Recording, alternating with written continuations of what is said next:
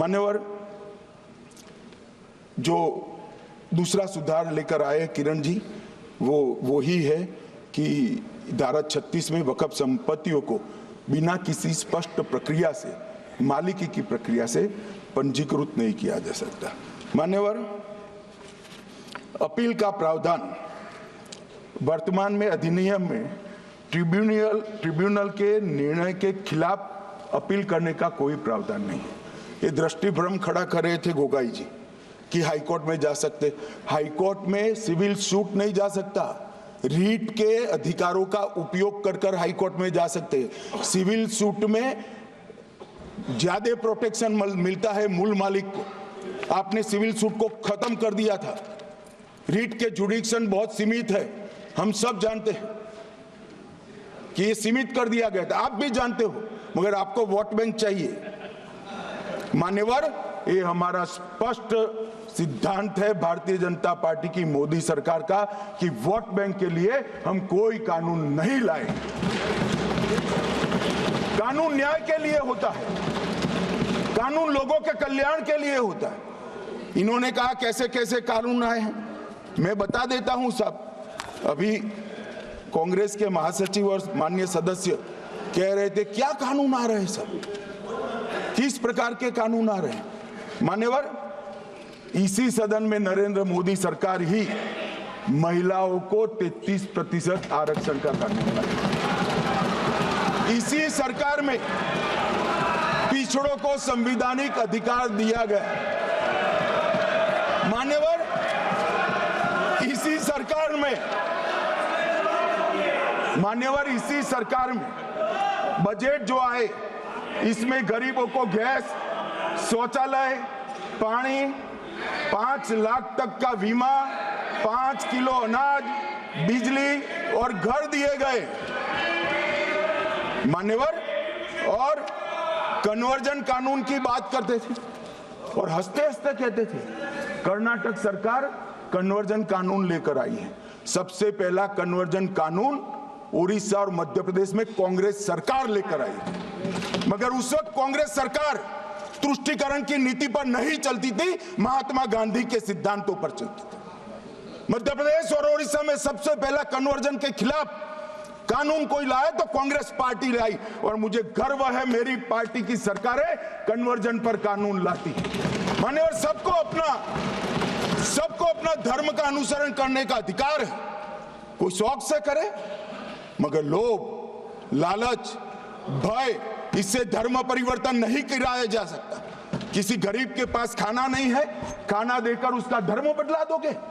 कोई थोड़ा कम पढ़ा लिखा व्यक्ति है, उसका धर्म बदला दोगे? ऐसे नहीं होगा मान्यवर। और आपने भी किए हैं कानून, आप नए नए आए हो, आपको मालूम नहीं है मान्यवर, इनको मालूम नहीं, अभी अभी आए हैं 5 साल से। ये कांग्रेस पार्टी ने कानून किए थे मान्यवर।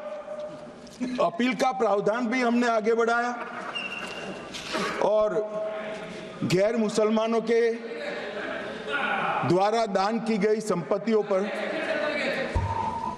गैर मुसलमानों की दान की संपत्तियों पर वक्फ अधिनियम को हमने लगने से मना कर दिया। माने उनके लिए चैरिटी कमिश्नर का कायदा है। ये प्रैक्टिसिंग इस्लाम, जो इस्लाम की प्रैक्टिस करते हैं, इसीलिए मान्यवर हमने ओवरराइडिंग इफेक्ट को भी समाप्त कर दिया। मान्यवर, ट्रस्ट का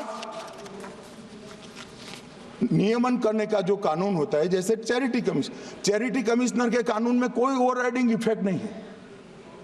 जहां क्लासेस आते हैं वहां ओवरराइडिंग इफेक्ट होती है। यहां ओवरराइडिंग इफेक्ट इसलिए देगी कि आप जिसकी संपत्ति हड़पी जाएगी उसको कोर्ट से जाने से रोकना चाहते थे, इसलिए ओवरराइडिंग इफेक्ट जो हमने मान्यवर निकाल दिया है। मान्यवर, एक ऐसी चर्चा लेकर आए कि चर्चा नहीं हुई।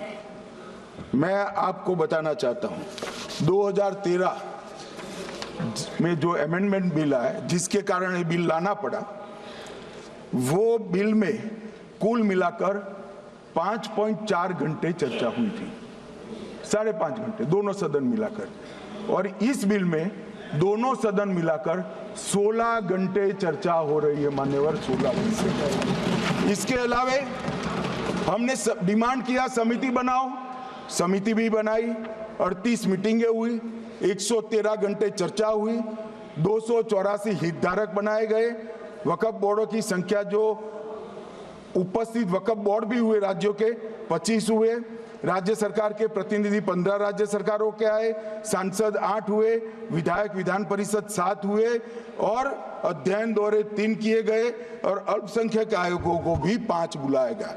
ये सबसे 92.68 लाख करीब 1 करोड़ सुझाव देश भर से ऑनलाइन आए। इसकी मीमांसा कर ये कानून बनाए। आप ऐसे इसको खारिज नहीं कर सकते हो भाई, पूरी प्रक्रिया को। आप जो कर रहे हैं 5.5 घंटे की प्रक्रिया, ये बहुत लोकतांत्रिक प्रक्रिया है और हम 16 घंटे चर्चा करते हैं कि चर्चा आपके अनुरूप चर्चा नहीं हो सकती। ये सदन में हर सदस्य बोलने के लिए स्वतंत्र है, कोई परिवार की यहां चलती नहीं है। ये तो जनता के नुमाइंदे हैं, किसी की कृपा से नहीं आए हैं। मान्यवर, वो जो दिल में है, जो जनता की आवाज है, वो रखेंगे। मान्यवर, एक सदस्य द्वारा कहा गया कि ये मिसलीडिंग है कि पुराने कानून में 2013 के जो अमेंडमेंट्स थे उसमें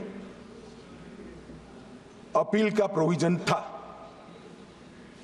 अब मैं कहना चाहता हूं 83(9) उसमें अधिकरण द्वारा किए गए किसी भी विनिश्चय का आदेश विरुद्ध, चाहे वो अंतरिम हो या फाइनल, इस पर अपील नहीं हो सकती।